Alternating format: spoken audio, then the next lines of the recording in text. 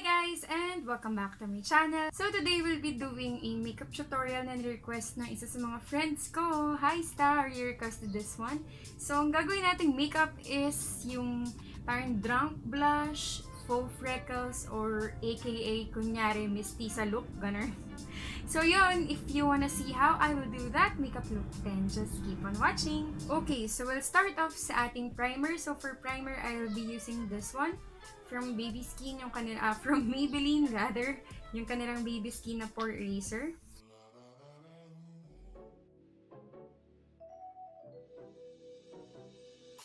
Let's proceed sa ating foundation. So for foundation, I'll be using this one also for Maybelline, yung kanilang Maybelline Dream Satin Skin na foundation in the shade B5. I'm gonna put it all over my face using a blender sponge.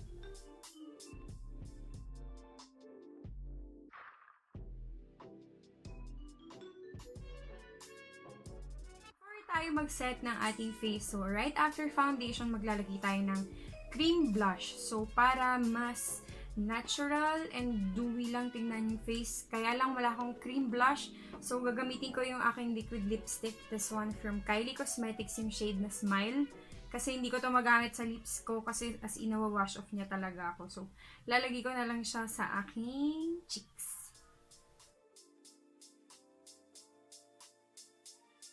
Ilalagay guys ha. As in, spread natin siya dito hanggang sa nose. Tapos itatawid natin siya dyan sa kabila. As in, lagyan mo yung buong cheeks mo. Be generous in putting this one.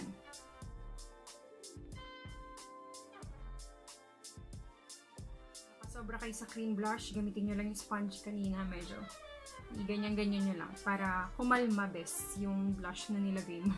Okay, and then proceed na tayo on setting our face with the setting powder. So, I'll be using this one from 3W Clinic, yung kanilang professional makeup powder. And sa pagsiset ng face natin ngayon, hindi ko i-apply yung sponge sa face ko. Kuha ko ng malaking powder brush, but this one is the blush brush from Real Techniques. Favorite ko siya gamitin for using this sa setting powder ng aking face. So, kukuha lang ako ng konti. And hindi ko isa-set ng full matte yung face ko. So, isa-set ko lang siya para hindi siya maging super oily. Very, very light lang. For our eyeshadow and for our eyebrows, I'll be using this one, yung Kylie na The Bronze Palette. So, gagamitin ko yung shade na Obsidian. This one, yung black one, I'll be using it sa aking eyebrows.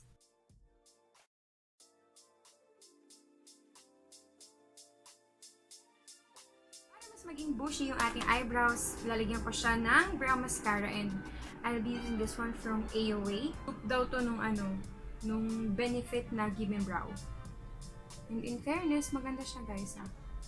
The key para mas maging bushy or parang natural looking yung brows mo is yung front part is brush mo pataas na ganyan. And then follow mo lang yung dun sa tail. Follow mo lang yung flow ng hair. The important one is this one, yung front area.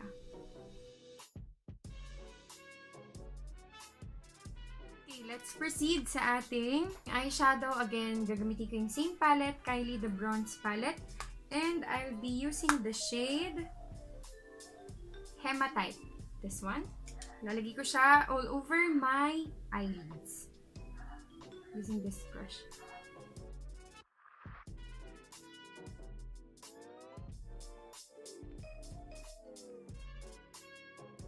Eyeliner, I'll be using this one. Again, from Mestiza yung kanilang Big Flawless Liquid Eyeliner. So, I'll just do my eyeliner. I'm gonna link a tutorial down below. So, I'm gonna just do my wings and I'll be right back. Ayan, so now that our eyeliner is on. So, for mascara, I'll be using this one that I super love. Yung mascara from e.l.f. Yung kanilang lengthening and volumizing mascara. So, I'm gonna use it on my upper and lower lashes.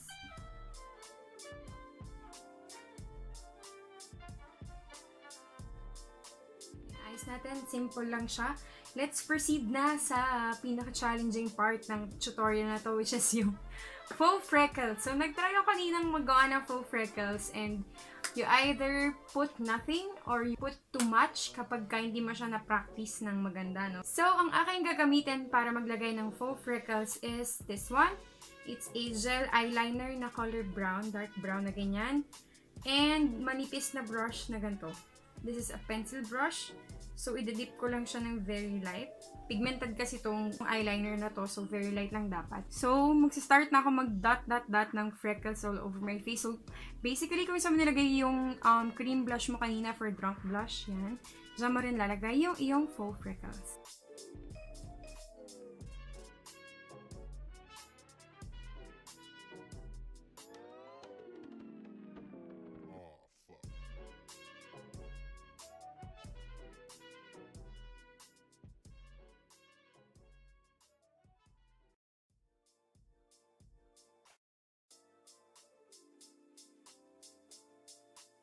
Sa kanya no, pero the key in making it look natural is maglagay ka ng iba-ibang shape ng dots. So, merong maliit, merong malaki. And I know ang tsaka niya tignan ngayon, no? We're gonna fix that. Kunin natin yung sponge na ginamit natin kanina, tapos idadab lang natin siya para matanggal yung excess na color or na pigment from the dots.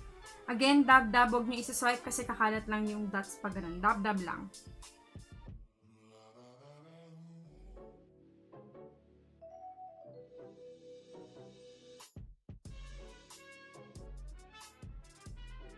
Para mas mukhang mas natural pa siya, gamitin natin yung brush na ginamit natin kanina for powder without adding any product on.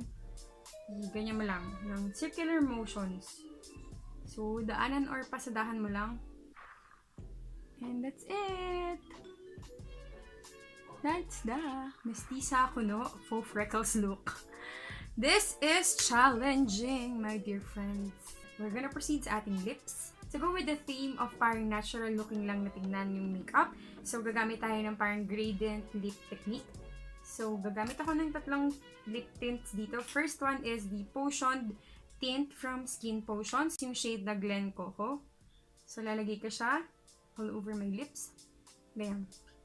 Spread ko siyang ganyan. Sa outer corners, I'll be using this one, yung Cherry Tint from Etude House.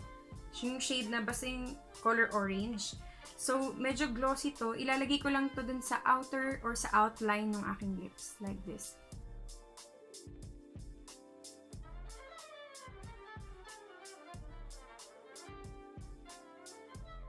Then, sa pinaka-inner corner ng lips ko, gagamit ako ng tint. Also from Skin Potions, yung kanilang Tea Berry Lip Jam in the shade Watermelon Squeeze. So, dun lang to sa pinaka-inner part ng lip.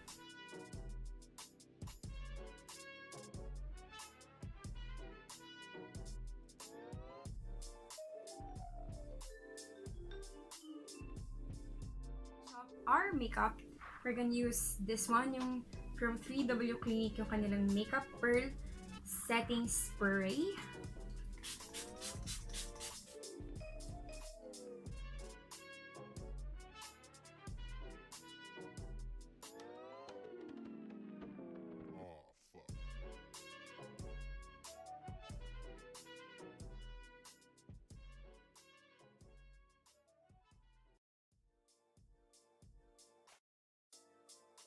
That's it, you guys. Ito na yung end ng aking tutorial. Sana naging helpful to sa inyo. And sana star na achieve ko yung gusto mong effect. Yan, ganyan, na full freckles. So, yun lamang. Kung mayroon kayong mga requests, please feel free to leave it sa comment section down below. And like my Facebook page as well. Thank you so much for watching. And I will see you guys on my next video. Bye! Mwah!